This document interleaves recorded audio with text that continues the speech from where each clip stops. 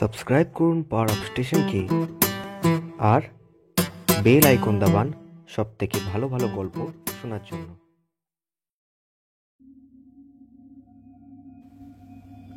সমস্ত শ্রোতা বন্ধুদের পাওয়ার আপ স্টেশনের সাসপেন্স স্টোরিতে স্বাগত জানাই। আজ সাসপেন্স স্টোরিতে আপনাদের জন্য রেখেছি হরিনারায়ণ চট্টোপাধ্যায়ের লেখা ভৌতিক। গল্প পাঠে নীলাদ্রি, গল্পের সূত্রধার নীলাদ্রি, গল্পের চরিত্রে মাস্টার মশাইয়ের ভূমিকায় নীলাদ্রি এবং সমর রায়ের ভূমিকায় সৌরভ। শুরু করতে চলেছি আজকের গল্প ভৌতিক।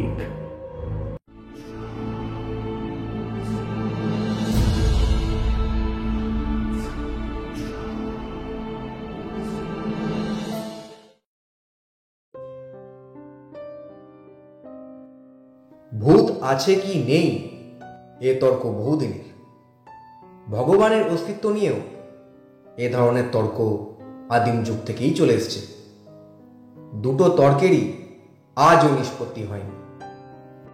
বিজ্ঞানের যুগে তোমরা হয়তো এইসব মানতে চাইবে না, আর তাছাড়া অনুবীক্ষণ আর দূরবীক্ষণ যন্ত্র দিয়ে যা দেখা যায় না তার অস্তিত্ব নেই, এই তোমাদের মত। ভূতের কথা তোমাদের মতন আমিও একদিন বিশ্বাস করতাম না। অনেক জায়গায় ভূত দেখার আমন্ত্রণও পেয়েছি, পোড়ো বাড়িতে রাত কাটিয়েছি, ঘোর অমাবস্যায় শ্মশানে গিয়েও ঘোরাফেরা করেছি, কিন্তু চামচিকে আর শেয়াল ছাড়া আর কিছুই নজরে পড়েনি। ভূত সম্বন্ধে একদিন আমিও ঘোরতর অবিশ্বাসী হয়ে উঠেছিলাম। এমন সময় ব্যাপারটা ঘটল। ঠিক আমাদের পাশের বাড়িতে থাকে সমর রায়। ছেলেটি দেখতে যেমন সুন্দর, লেখাপড়াতেও তেমনি উৎসাহী। বিয়ে পরীক্ষা দেওয়ার আগে মাঝে মাঝে আমার কাছে পড়তে বসত। সেই সময় তার বিদ্যা বুদ্ধি পরখ করার সুযোগ আমার হয়েছিল। আর তাছাড়া একেবারে পাশের বাড়িতে থাকতো। খুব ছোটবেলা থেকেই তাকে দেখছি। ইদানিং অনেকদিন হলো সমরের সাথে আমার দেখা হয়নি। শুনেছিলাম পরীক্ষার পর সে বাইরে কোথাও বেড়াতে গেছে। এক সন্ধ্যায় ঘরে বসে আমি বই পড়ছিলাম। বাইরে ঝড়ের আভাস। জানলা দরজার পর্দাগুলো দমকা বাতাসে উঠছে। দু এক ফোঁটা বৃষ্টিও যেন আমার গায়ে এসে পড়ল। কিন্তু বইটা এত ভালো লাগছিল যে উঠে গিয়ে জানলাগুলো বন্ধ করতেও ইচ্ছা করছিল না। হঠাৎ সশব্দে দরজাটা খুলে গেল। ভাবলাম ঝড়, কিন্তু চোখ ফিরিয়ে দেখতেই অবাক হলাম। দেখলাম সমর এসে দাঁড়িয়েছে। উস্কো খুস্কো চুল আর মুখটা কেমন যেন শুকিয়ে গেছে।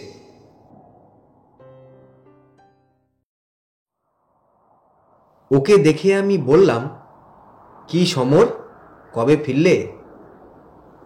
সমর এসে আমার পাশে বসলো, তারপর বলল, এই একটু আগেই মাস্টারমশাই, ঘরে গিয়ে জামা কাপড় চেঞ্জ করে চলে এলাম। বুঝলাম সমরের বোধহয় জরুরি কোনো কথা বলার আছে। আমি বললাম, কি ব্যাপার সমর? আপনার কি এখন একটু সময় হবে? আমার জরুরি একটা কথা বলার আছে। সময়? আরে অফুরন্ত সময় আছে, বলো না কি বলবে। আচ্ছা মাস্টারমশাই, আপনি ভূতে বিশ্বাস করেন? এই প্রশ্ন আমি হাজার জায়গায় শুনেছি। সোজাসুজি কোনো উত্তর না দিয়ে বললাম, কি হয়েছে সেটা বলো তো। মৃত্যুর পর মানুষ শেষ হয়ে যায় না মাস্টারমশাই। ভূত বলুন আর আত্মাই বলুন, সবই আছে, আর মাঝে মাঝে তারা দেখাও দেয়। বুঝলাম কোনো কারণে সমর খুব উত্তেজিত হয়েছে। আধো অন্ধকারে গাছপালা দেখেও মানুষ ভূতপ্রেত মনে করে, কিংবা বদমাশ লোকের প্রতারণায় তাদের ভুল করে অশরীরী কিছু একটা মনে করে। সমরের পিঠে হাত রেখে আমি বললাম, মাথা ঠান্ডা রেখে বলো তো সমর, কি হয়েছে?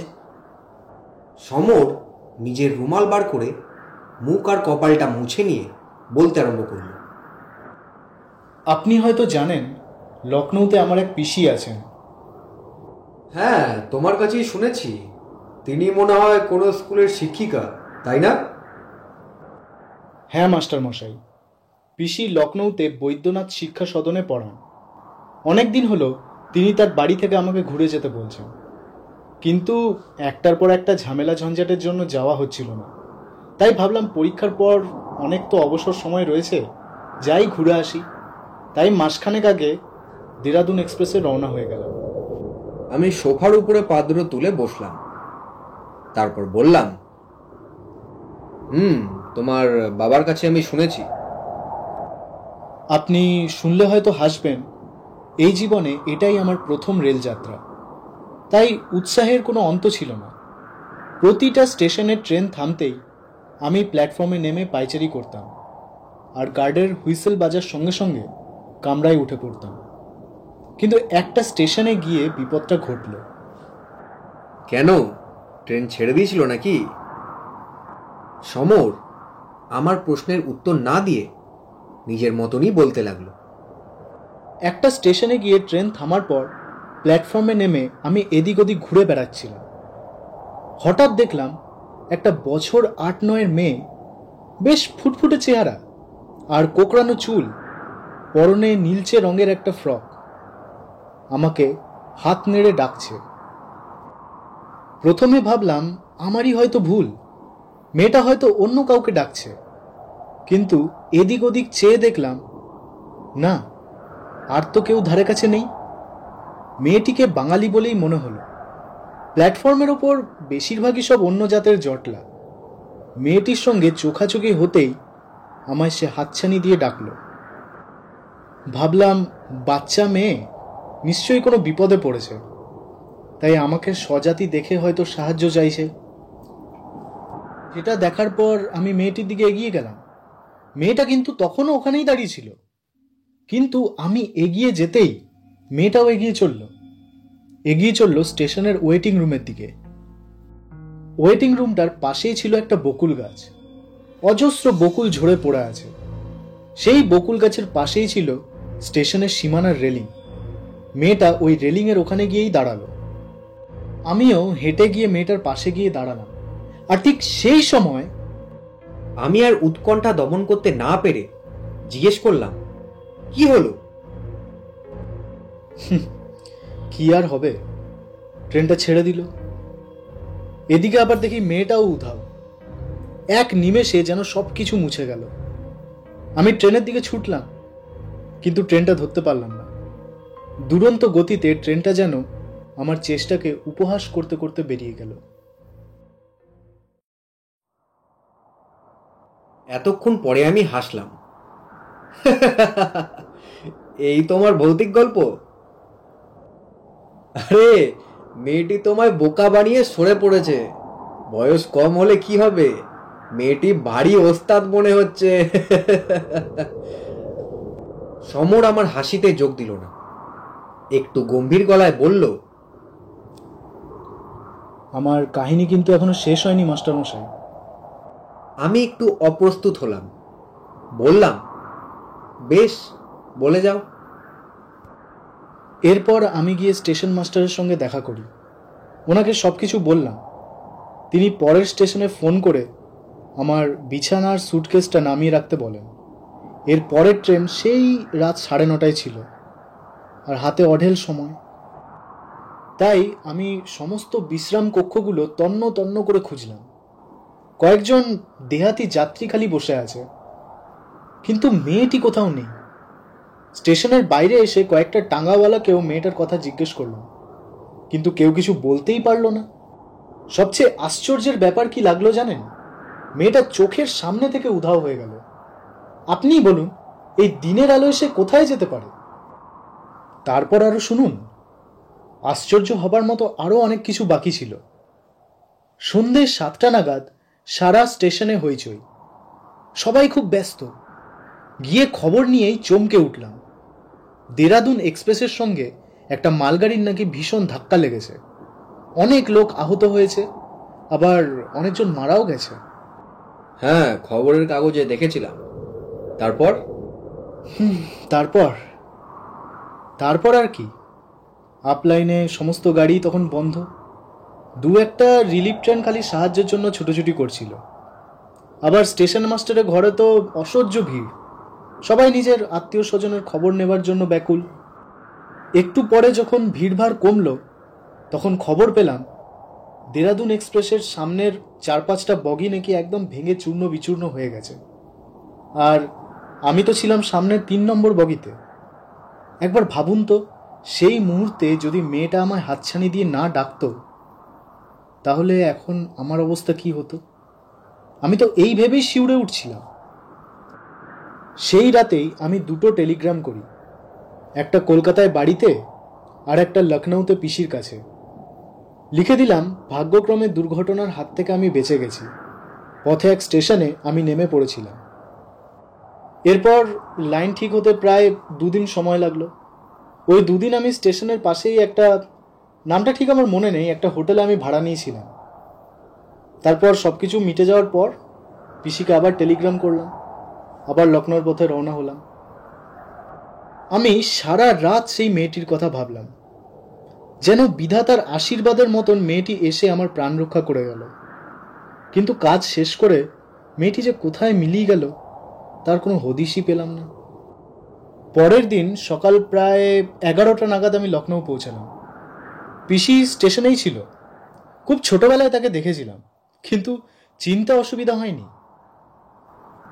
পিসির চেহারা 20 বছর আগে যেমন ছিল এখনো তেমনই আছে।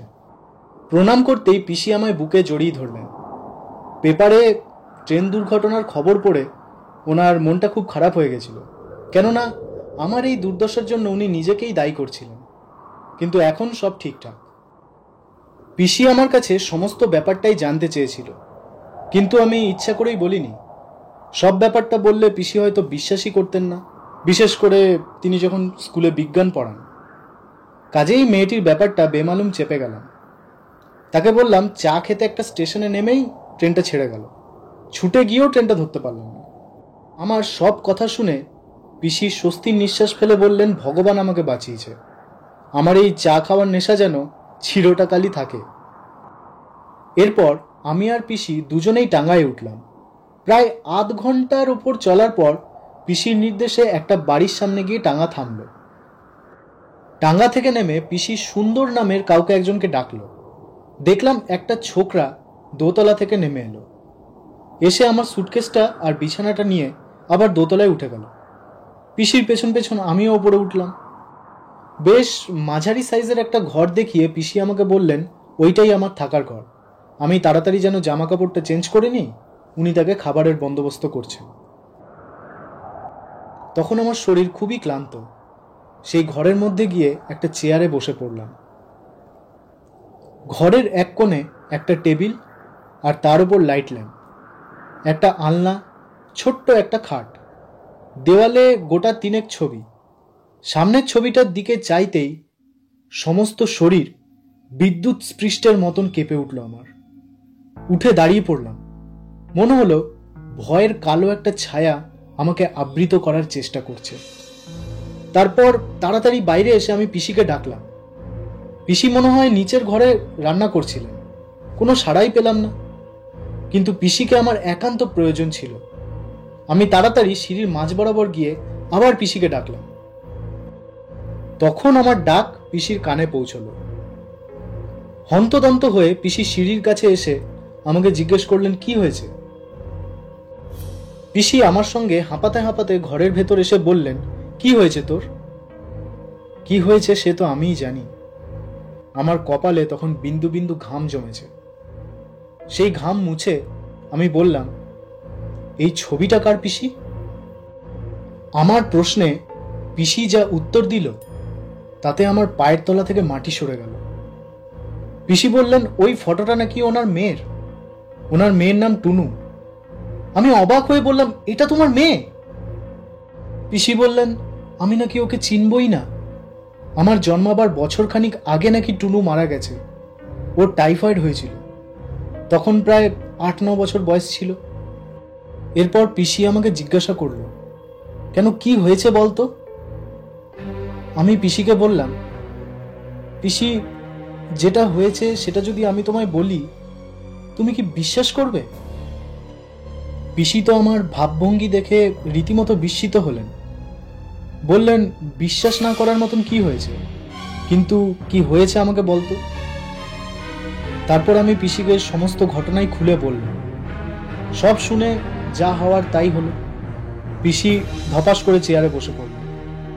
ভাবলেন হয়তো নির্ঘাত ছেলেটার মাথা খারাপ হয়েছে, কিন্তু আমি যেটা ভেবেছিলাম সেটা ঠিক উল্টোটাই হলো। দেখলাম পিসির চোখ দিয়ে টসটস করে জল পড়ছে।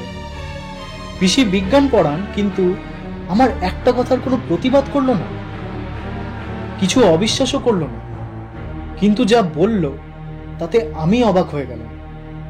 আমায় বলল, টুনুই নাকি আমার প্রাণ বাঁচিয়েছে।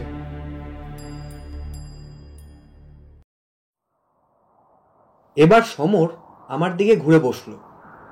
সব তো শুনলেন মাস্টারমশাই, তাহলে আপনিই বলুন, এটা কি সম্ভব? মারা যাবার পরও কি আত্মার দেহ, দয়া, মায়ার আকর্ষণ বলে কিছু থাকে? নিজের আত্মীয়দের বাঁচানোর জন্য তারা কি মানুষের দেহ ধরে আবার ফিরে আসতে পারে? বাইরে ঝড়ের সঙ্গে প্রবল বৃষ্টিও শুরু হয়েছে।